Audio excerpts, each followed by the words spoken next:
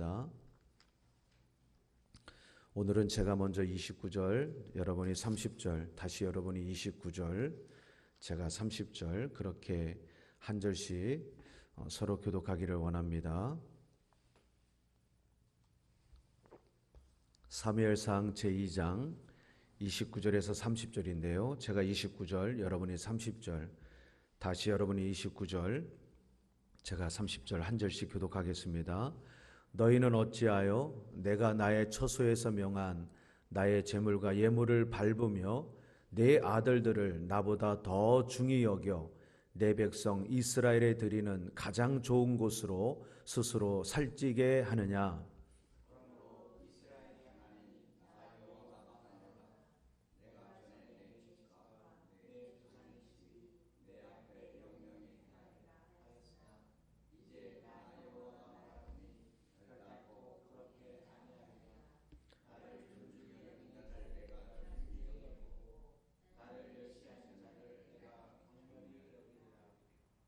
이십구 절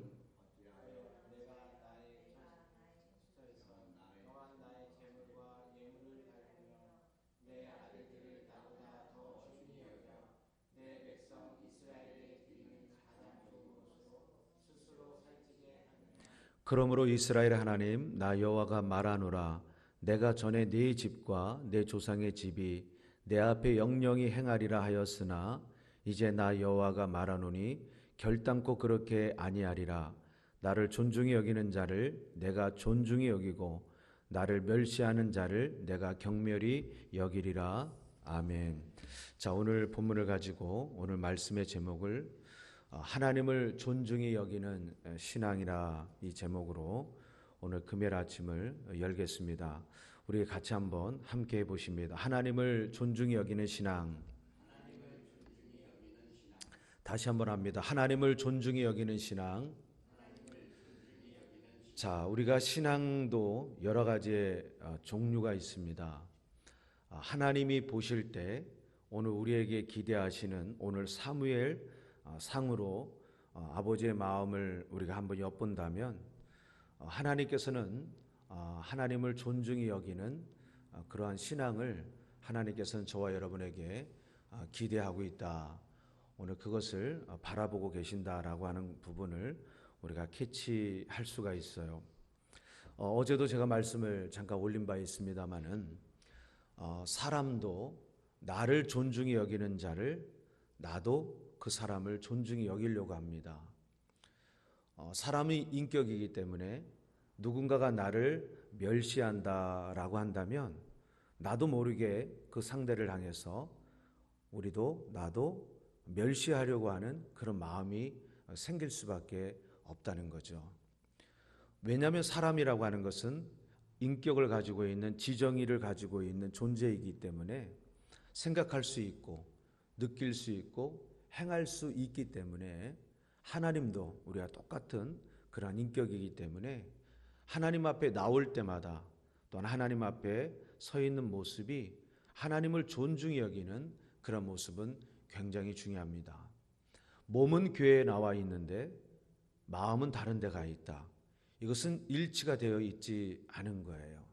몸이 와 있다면 마음도 그곳에 와 있어야 되죠. 우리가 운동을 하게 될 때 몸은 운동을 하고 있는데 마음이 다른 데 가 있으면은 그 운동이 잘 되지 않습니다.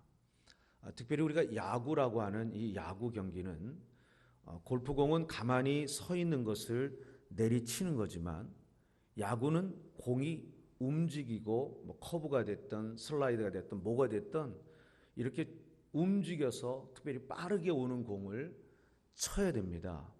그렇게 치려면 선수는 그 공에 대한 집중력이 필요해요. 그런데 예를 들어서 내 와이프가 제가 외국 선수인데 지금 대한민국이라고 하는 지금 KBO 어떤 리그에 참여하기 위해서 지금 용병으로 지금 스카우트 돼서 한국에 왔는데 아내가 늦게 왔어요.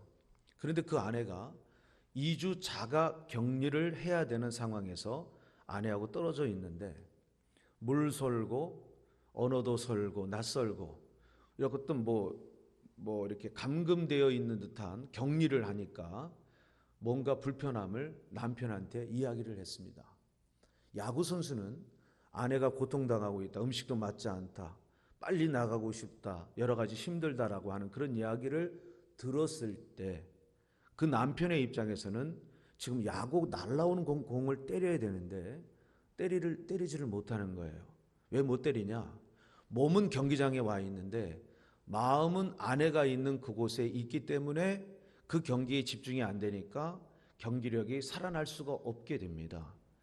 그러면 1군 감독은 그런 선수를 1군에 데리고 있지 않고 잠깐 2군에 가서 마음도 추스리고 조금 아내가 나올 때까지 멘탈을 붙잡을 수 있도록 어떤 기본기에 충실하면서 편하게 가 있으라고 하면서 1군에서 제외를 시켜요. 이것은 어떤 것을 얘기하는 거냐면은 몸 따로 마음 따로 되어 있으면 거기에는 집중이 되지 않아요. 기도도 마찬가지예요. 찬송도 마찬가지예요. 이 말씀을 설교하고 대언하는 부분도 마찬가지예요. 우리 신앙이라고 하는 것은 이것이 일치가 되어질 때 하나님 편에서 보실 때 어떤 것을 생각하느냐면 거룩한 산 제사를 드리고 있구나. 마음과 몸이 하나가 되어 나를 존중히 여기고 있구나 라고 하는 부분을 하나님께서는 인정하시고 그 부분에 대해서 하나님께서 기뻐하신다는 거예요. 제가 말씀을 드렸습니다. 밥을 많이 먹어라. 많이 먹어. 그런데 먹는 사람이 밥을 많이 먹으라고 하는 그것이 내 마음속에 와 닿는 것이 아니라 그냥 형식적으로 많이 먹어라. 많이 드십시오. 그런데 거기서 뭔가 사랑이나 애정을 느낄 수 없다면 사람은 어떻게 되느냐면 그 밥을 먹으면서도 마치 모래알을 씹는 것 같은 그런 느낌을 받을 때가 있어요. 이것은 제가 직접 경험한 거예요. 제가 대학을 다닐 때 저희 외삼촌이 경영하는 회사가 있었는데 제가 거기서 잠깐의 알바를 좀 한 적이 있었어요.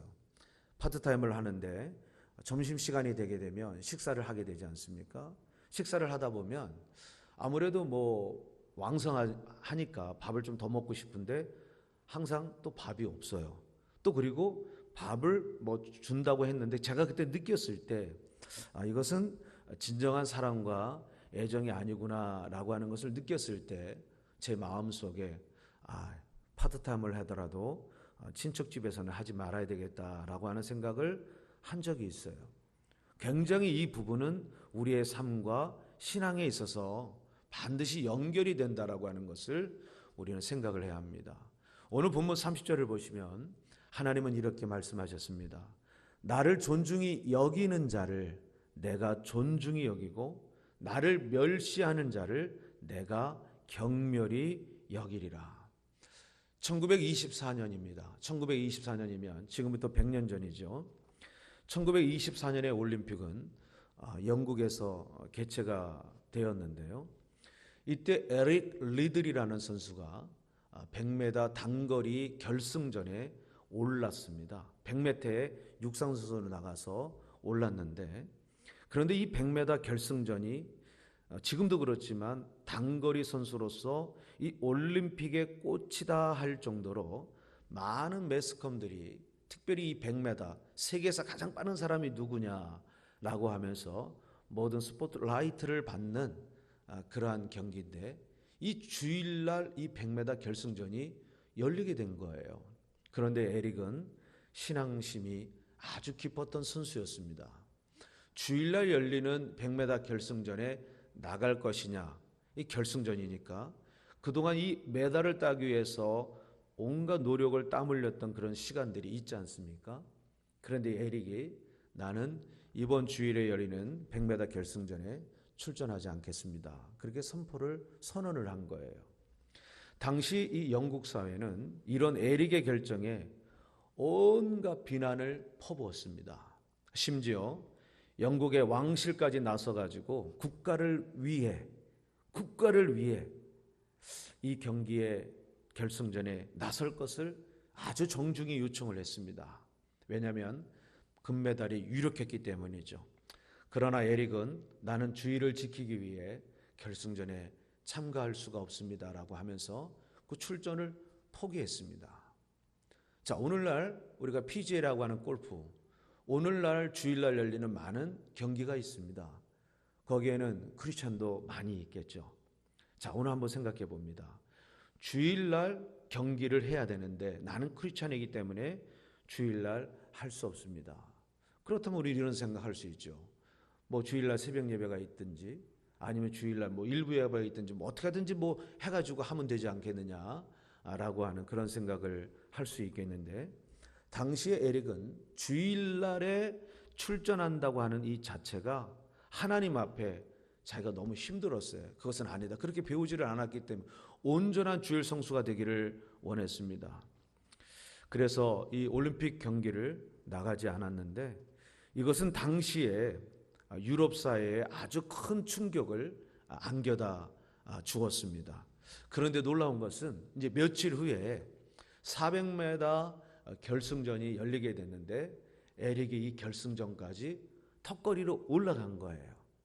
8명 마지막 8번째 올라가게 됐는데 100m로서는 메달에 올라갈 수 있는 그런 선수였지만 400m는 메달이 불가능했습니다. 왜냐하면 기라성 같은 그 선수들의 그 예선전에서 나왔던 기록이 있기 때문에 에릭은 메달리스트가 될 수 없는 그런 상황이었습니다.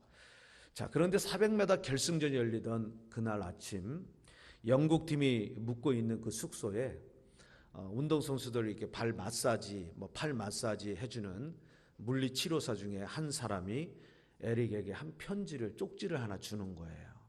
에릭이 그냥 묻쓴코 받고 경기장에 도달해서 아까 물리치료사가 줬던 그 쪽지가 뭔가 하고 주머니에서 딱 펴보니까 오늘 우리가 읽었던 사무엘상 2장 30절에 있는 말씀이었습니다. 나를 존중히 여기는 자를 내가 존중히 여기고 나를 멸시하는 자를 내가 경멸히 여기리라는 하나님의 말씀이 이 에릭에게 딱 들려진 거예요. 그런데 이 말씀을 딱 보는 순간에 이 에릭의 이것도 영화로도 우리가 방영이 됐죠. 불의 전차라고 하는 이 말씀을 딱 보는 순간에 에릭의 마음에 불 같은 것 확 올라오는 거예요. 나를 존중히 여기는 자를 내가 존중히 여기겠다고 하는 이 말씀을 보는 순간에 아하, 내가 하나님을 향해서 정말 하나님 앞에 서고자 했고 하나님 앞에 중심으로 서고자 했고 하나님 앞에 온전히 드리기를 원했던 골드, 금메달이냐 세상의 명예냐 아니면 하나님께 예배냐 경배자가 될 것이냐고 하는 이 기로의 선택에서 하나님을 선택했던 에릭을 향한 응답이었습니다. 나를 존중히 여기는 자를 내가 존중히 여기겠다고 하는 이 말씀에 힘입어 에릭이 400m 결승전에서 서서 총이 탁 울리는 순간에 튀어나가는데 그때 에릭의 모습을 보고 사람들이 했던 말 실하거든요. 불의 전차처럼 뛰었다. 불의 전차처럼 보였다. 성령의 불이 그를 확 끌고 가는 듯한 모습을 보았다고. 한두 사람이 본 게 아니었거든요. 그래서 그것이 영화로 불의 전차로 나왔습니다만 그때 에릭이 400m 세계 신기록을 수립하며 영국의 금메달을 안겼습니다.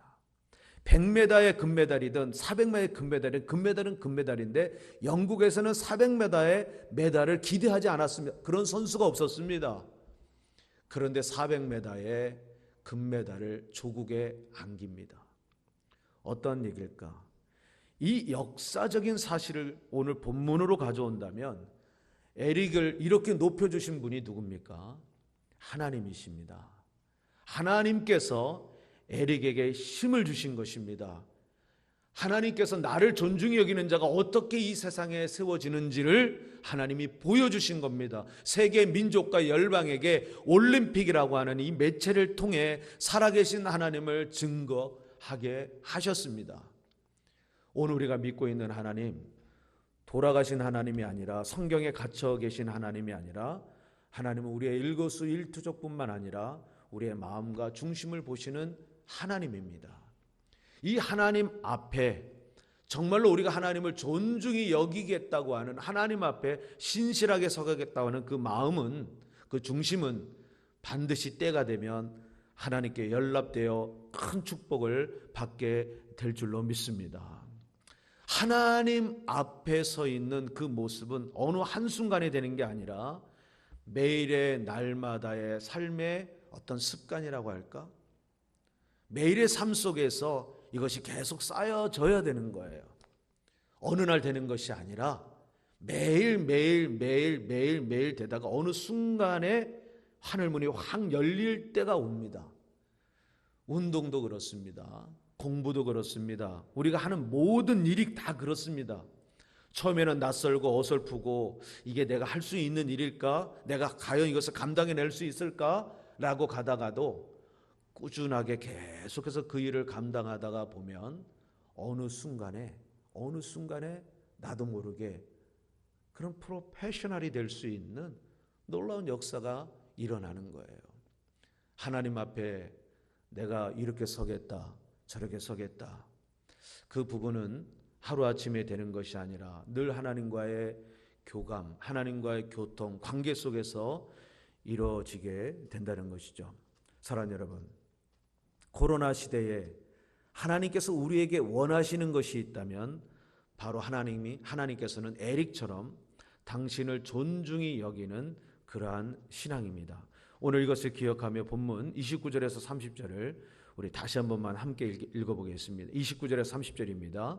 시작. 너희는 어찌하여 내가 나의 처소에서 명한 나의 제물과 예물을 밟으며 내 아들들을 나보다 더 중히 여겨 내 백성 이스라엘에 드리는 가장 좋은 곳으로 스스로 살찌게 하느냐. 그러므로 이스라엘 하나님 나 여호와가 말하노라. 내가 전에 내 집과 내 조상의 집이 내 앞에 영영히 행하리라 하였으나 이제 나 여호와가 말하노니 결단코 그렇게 아니하노라. 나를 존중히 여기는 자를 내가 존중히 여기고 나를 멸시하는 자를 내가 경멸히 여기리라. 아멘. 자, 이 말씀은 어디에서 온 거냐면 출애굽기 29장 9절에서 이 말씀이 오늘 동일한 말씀이 사실 내용이 숨어 있습니다.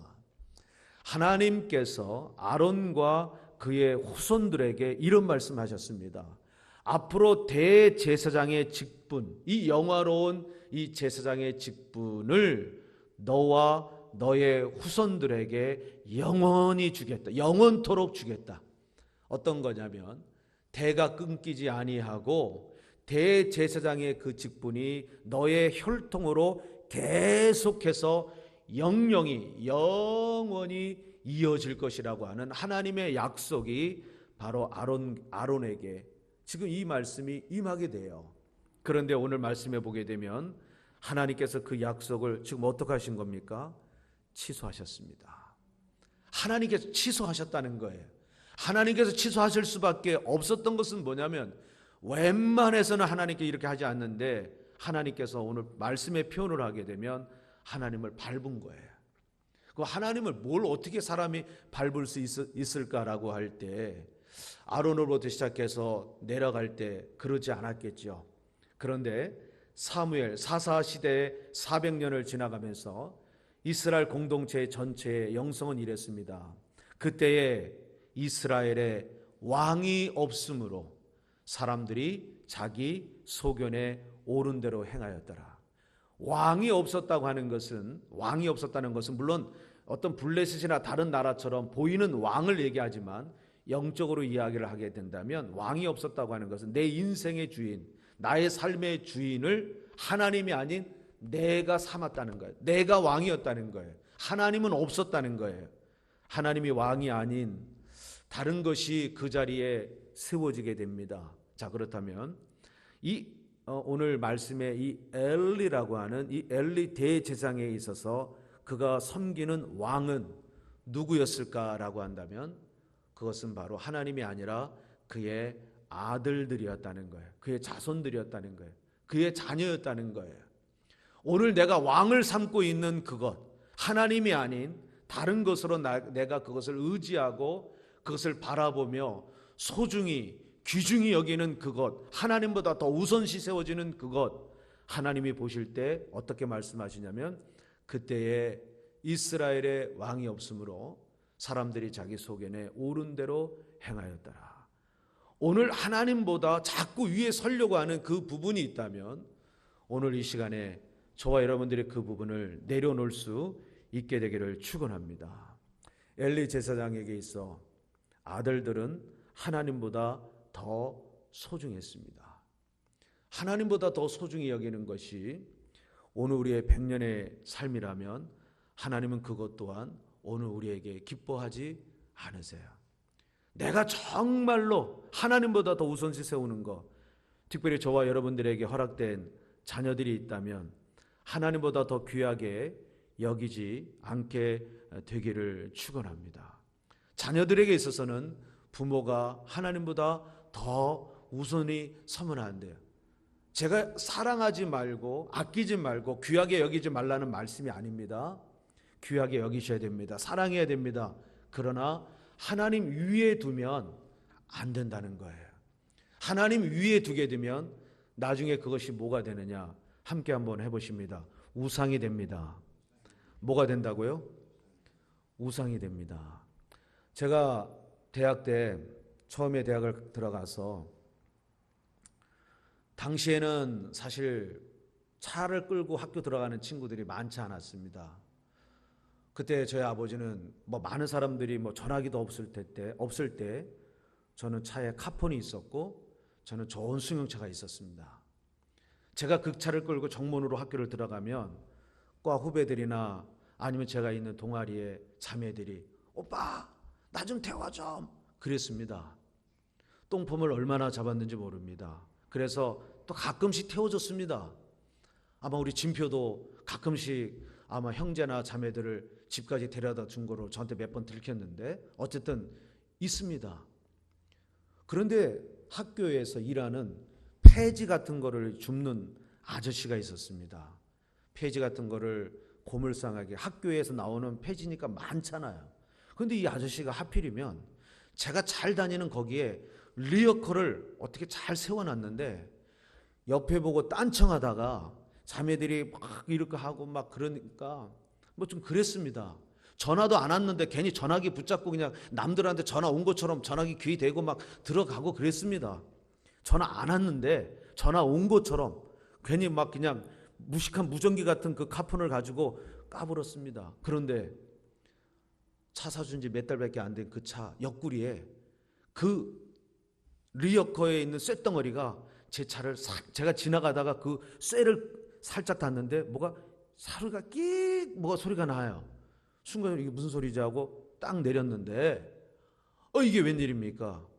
바로 오른쪽 그 부분에 스크라치가 그 리어커에 있는 쇳덩어리가 그 옆구리를 긁은 거예요. 여러분 놀라지 마십시오. 차가 긁혔는데 제 옆구리가 아파가지고 차가 긁혔는데 이 옆구리가 지금 칼집 맞아버린 거예요. 얼마나 아프든지 이게 아팠어요. 진짜 마음이 아프고 이게 사람도 아닌데 아이고 이거 어떡하냐 내 새끼 막 그러면서 당장 학교 수업이고 필요 없어요. 당장 공업사에 가가지고 아저씨 이거 스크래치 났는데 이거 됩니까? 아저씨가 보더니 이거 됩니다. 그럼 빨리 좀 고쳐주세요. 그냥 그 차를 타고 다닐 수가 없는 마음에 그냥 이거 어떻게든지 빨리 고쳐줘야 될 것 같은 느낌이 막 들어가지고 하나님을 사랑하고 하나님 앞에 예배하고 찬양대도 하고 아이들도 가리키고 새벽 예배도 나가고 다 했습니다. 그런데 하나님을 사랑하고 있는 게 아니라 이 애물단지를 사랑하고 있더라고요. 물론 그것이 저에게 첫 차였기 때문에 아마 그랬을 거예요. 오늘 여러분에게도 첫 자녀가 있을 줄 압니다. 첫 것이 있을 줄로 압니다. 첫 번째 정말 갖고 싶었던 그 첫 번째 것. 그것을 오매불망 아주 그냥 막 그렇게 했던 거. 처음에 미국 와서 샀던 차, 처음에 살았던 집, 첫 것.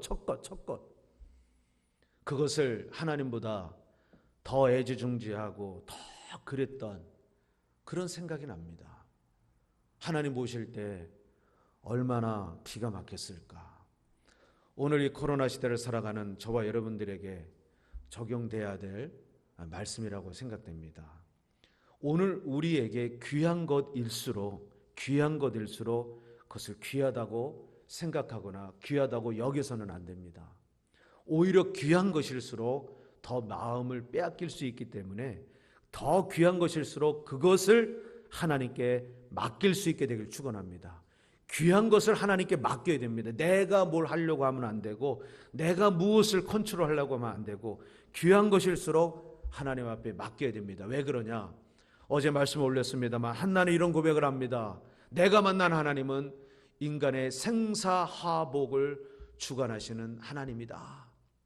살리기도 하시고 죽이기도 하시고 높이기도 하시고 낮추시기도 하시는 하나님이다. 하나님. 그 하나님을 누가 만났느냐? 아브라함이 만납니다. 아브라함이 만나요. 75세에 만나서 그가 100년을 살아가는 삶 속에 그는 이삭도 드립니다. 하나님 앞에 아내를 누이라고 거짓말하며 그런 한두 번 한 것도 아닙니다. 많은 하나님 보시기에 부족했던 모습이 있었습니다. 그런데 어느 날 아브라함이 알았습니다. 아, 내가 한 것이 아니라 하나님이 주신 거구나. 하나님께서 나에게 선물로 주신 거구나. 하나님 거였구나 라는 것을 알았다는 거예요. 내게 있는 모든 것은 내 것은 하나도 없구나 라는 것을 알았습니다. 그래서 100세 얻은 아들도 달라 하시면 하나님 앞에 그 귀한 아들을 드립니다. 그런데 놀라운 것은 우리가 드리려고 하면 하나님은 그것을 받으려고 하지 않으세요. 오히려 역설적으로 네 마음 받았으니까 거둬. 다윗도 그랬습니다. 하나님을 존중히 여길 때 하나님은 골리앗을 쓰러뜨리게 하는 은혜를 주십니다. 다니엘도 그렇습니다. 30일만 창문 닫으면 되는데 창문을 열었을 때 하나님을 존중히 여기는 다니엘 사자굴까지 들어갔지만 하나님은 그를 살리셨습니다. 성경에 그런 내용이 너무 많아요. 여러분에게 다 말씀드릴 수가 없습니다. 성경을 읽어갈수록 그렇구나. 하나님을 존중히 여기는 사람이 하나님 앞에 귀하게 쓰임을 받는 거구나. 여기에 비밀이 있는 거구나. 다른 데 있는 것이 아니구나. 많이 공부하고 많이 알아야 하나님께 쓰임 받는 게 아니구나.